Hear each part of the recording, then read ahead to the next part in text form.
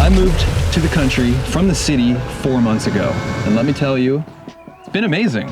My yard is alive, my driveway is basically a free workout, and my life is now full of new and unexpected challenges. It's been one of the craziest, busiest summers of my life so far, full of some pretty big life changes. And so here are 8 things I learned moving to the country. Number 1, electric dirt bikes are amazing. 1 week after I moved in, I got an email from a company called 79 Bike, and they asked me if I wanted to try their new Falcon Pro electric dirt bike. And so I thought to myself, 79 Bike, odd name, 10 away from perfect. Do I want to try a free dirt bike?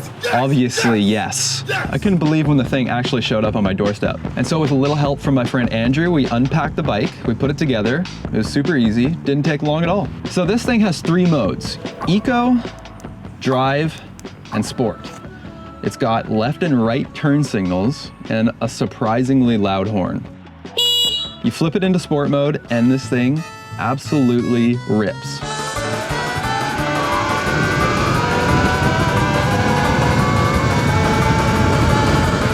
Perfect. Flat road top speed, about 56 miles per hour. That's 90 kilometers an hour. I've only pushed it myself to 80 kilometers an hour, and honestly, it scared me in a good way, I guess.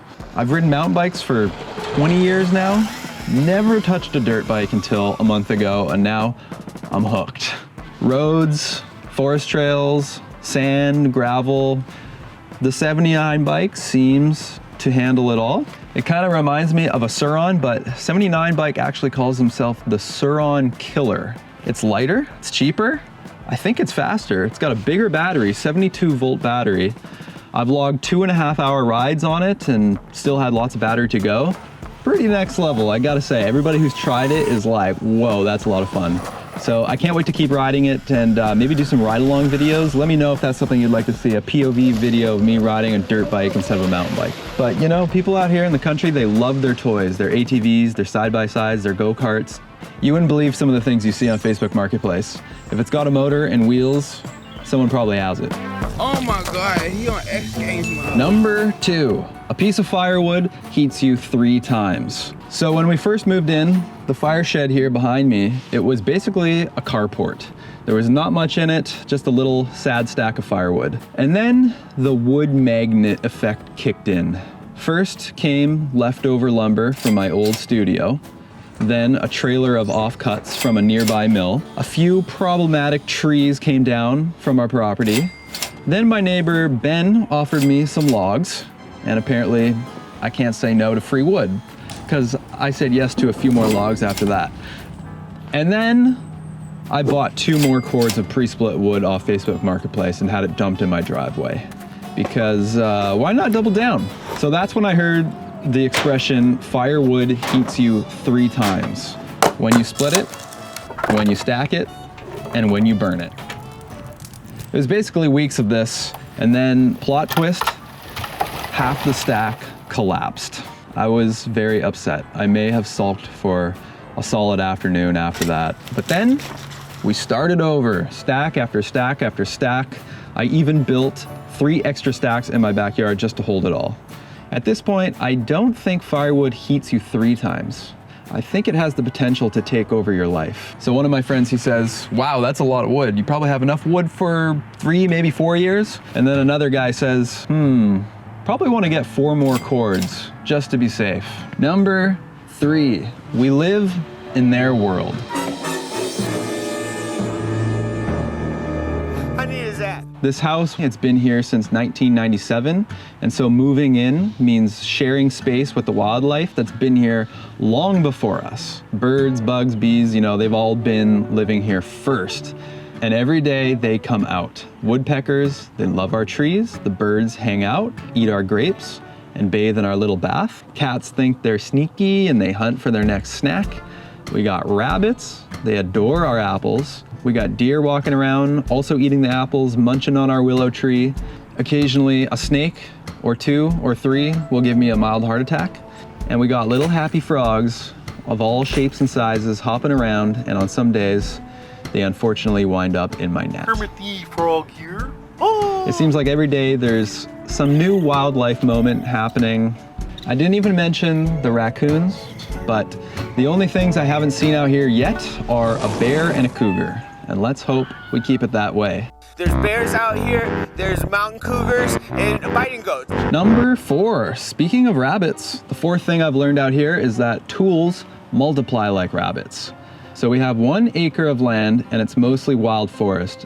Managing it requires a few tools. When we first moved in, I knew we would need a lawnmower, and I was honestly pretty excited about that. But then I realized we're probably gonna need a weed whacker. And then I noticed that tree was hanging a little low, and I thought, we need a bow saw. And then I couldn't reach the branch above, so I had to get a pole saw. Next came a ladder, a rake, a cart, a shovel, some loppers, some pruners, and of course, a fancy leaf blower to clean it all up. And finally, I thought, I'm done buying tools. Then I decided the woodshed could use a table, so naturally I bought a jigsaw, another saw, a 3rd saw, a 4th saw, and a 5th saw. And then there was a garage sale up the road, and so I came back with a socket set, some pipe cutters, a hammer, a crowbar, a beam cutter, and a couple tubes of caulk, and a bunch of maybe useful someday stuff. Funny thing is, no matter how many tools you have, there's always room for one more.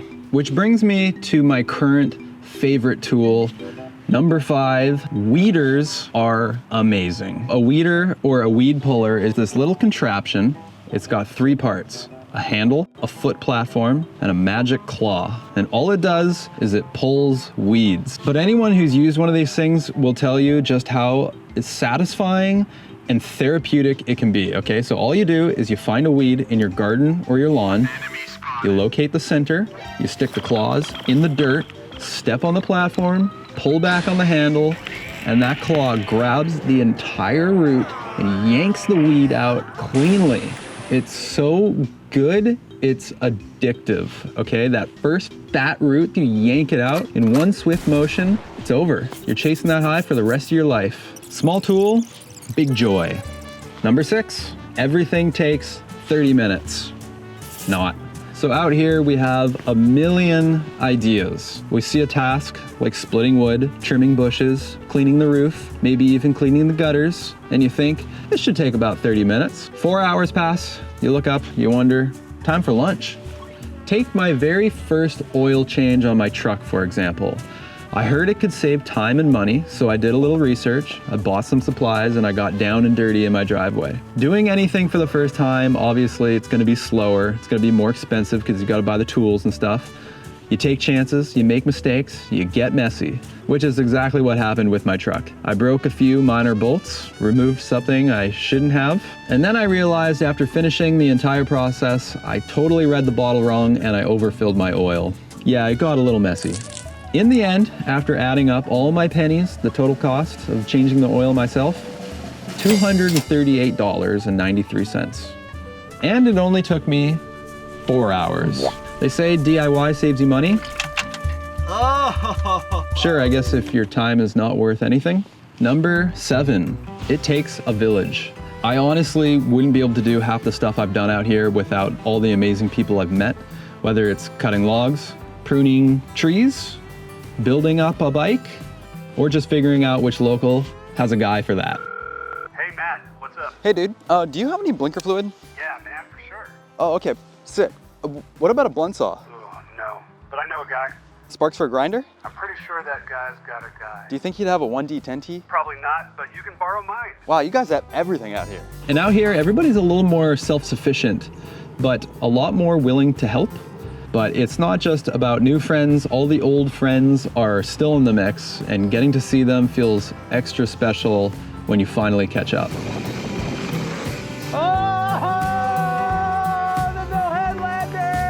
Even while being busy moving into our new home, I was able to do so many fun things with my friends. Party laps in the bike park, birthday parties, baby showers, bachelor parties. Got ice, bitch. I assumed not once it was really sweet. Holy shit.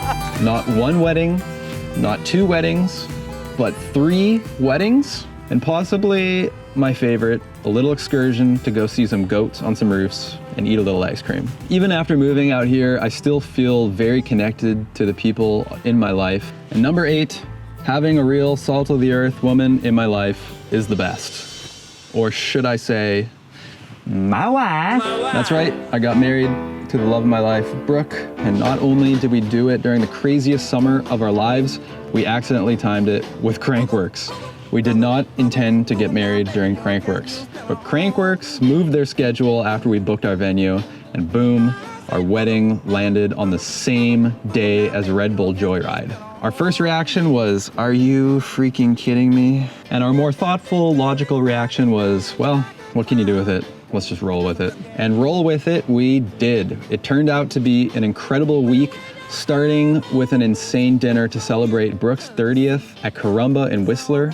The food was so good, we practically had to roll out of the restaurant. Most of our wedding was DIY, and so we set up things like the sound system ourselves, the DJ mix, the photo booth. We hauled in loads of stuff in a U-Haul trailer from Vancouver Island up to the Whistler Sliding Center.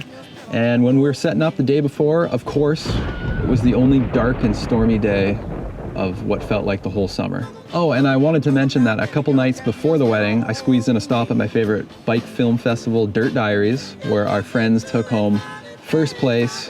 So that was obviously followed by a big celebration around the village, a lot of debauchery. Congrats again to Haley Elise and her crew. If you'd like to watch that winning film, find it in the description below. Then came the big day. It poured all morning, but just as Brooke walked out, the sun broke through the clouds. Perfect timing. It was amazing. We said our vows in front of our friends and family. Tied the knot Whistler style. Ooh, I was an ag. And then threw a Crankworks level party that went late into the night.